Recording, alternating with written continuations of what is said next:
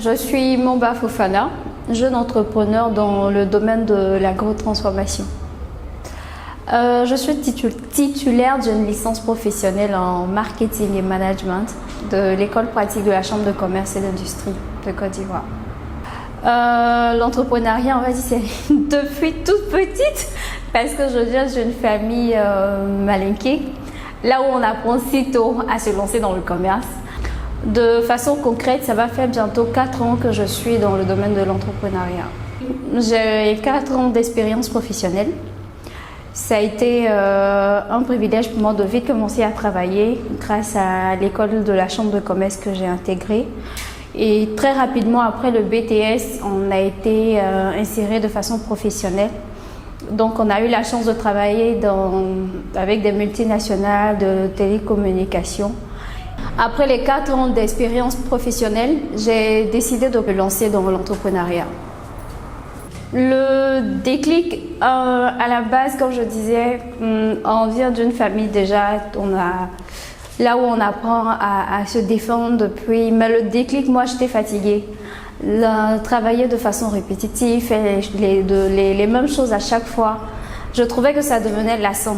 J'aime apprendre de nouvelles choses, voir comment apporter encore, donner plus, innover. C'est ce qui m'a poussée à changer d'activité. Le plus grand défi, il faut savoir ce que tu veux et il faut savoir où est-ce que tu veux aller. Tant que tu ne sais pas ce que tu veux, tu n'as pas de vision, tu n'as pas d'objectif à toi-même, tu ne vas pas prendre à bras le corps ce que tu fais. Tu seras, comme on le dit, un pied dedans, un pied dehors. Donc, il faudrait forcément avoir une vision. Où est-ce que je veux aller et ce que je veux être plus tard. Le concept Biachana, à la base, c'est une entreprise familiale. Et même d'abord, il y a papa qui était dans le domaine au niveau de la fonction publique et qui a dû démissionner en son temps là et se lancer dans l'entrepreneuriat à son propre compte. Là, on a critiqué, on a bavardé, mais comment tu peux laisser un poste avec tous les avantages, tout ce qui va avec. Il a dit que le fait de se lancer dans l'entrepreneuriat, de créer une activité nouvelle, c'était pour nous qui le faisaient. On ne voyait pas l'intérêt de cela, mais aujourd'hui je vois, vu que moi j'ai une formation en commerce, en marketing, certes il y a le côté innovation qui est là, mais après tu te rends compte qu'il y a quelque chose, lui c'est un créateur, tout ce qui est au niveau recherche, développement, il a cette capacité, mais tout ce qui est, certes tu peux créer le plus bon produit du monde, mais si on ne le connaît pas, ça ne sert à rien de le faire.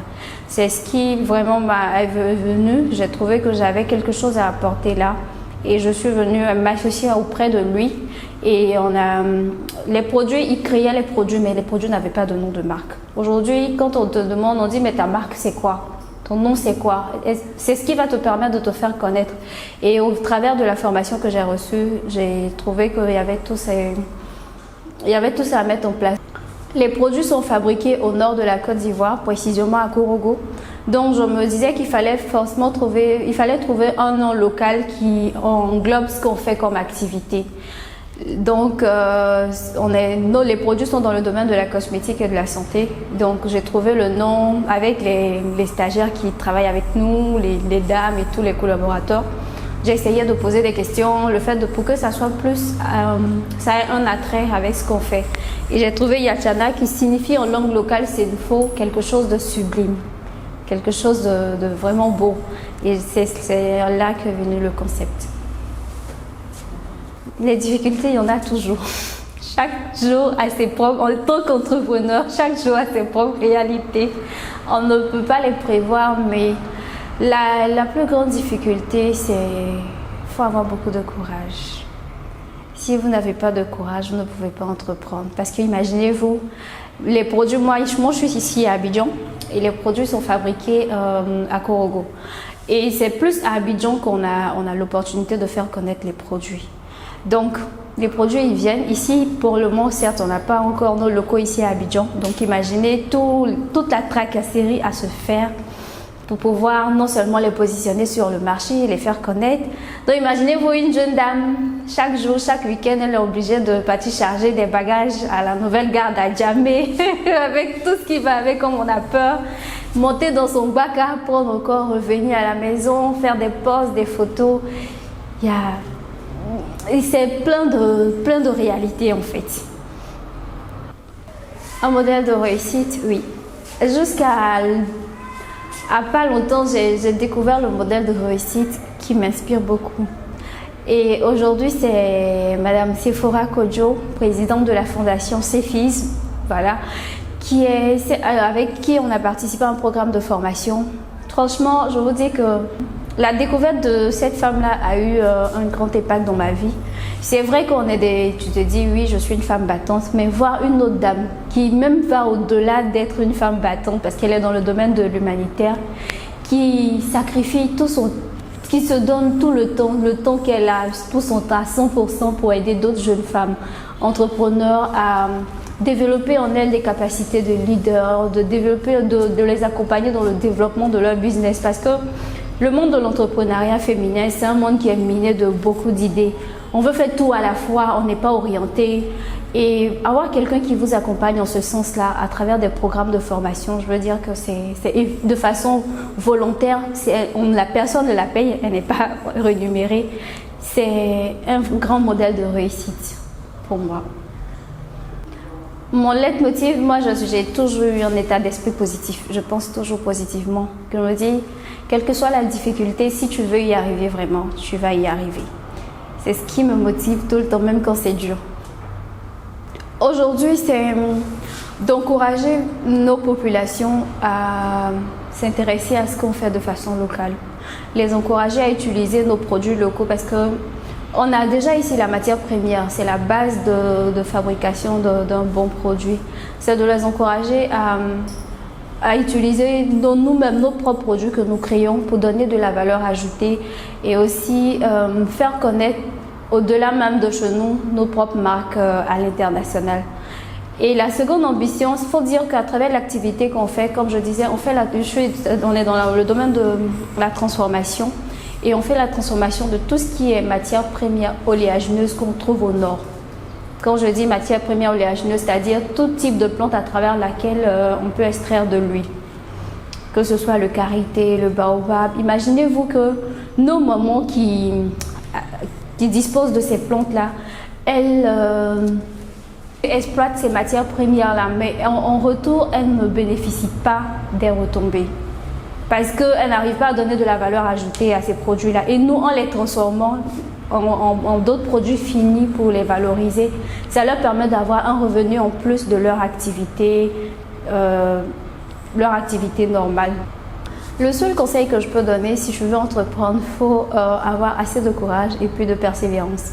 Si vous n'êtes pas persévérant, vous ne pourrez jamais entreprendre parce qu'il y a tellement d'obstacles qu'à un moment donné, par moment, je me dis non, ça sera pour moi intéressant de retourner, aller travailler encore pour les gens parce que tu as un salaire fixe à la fin du mois, tu peux faire autre chose. Parce qu'il arrive parfois que tu n'as rien, souvent même tu n'as pas ses francs sur toi.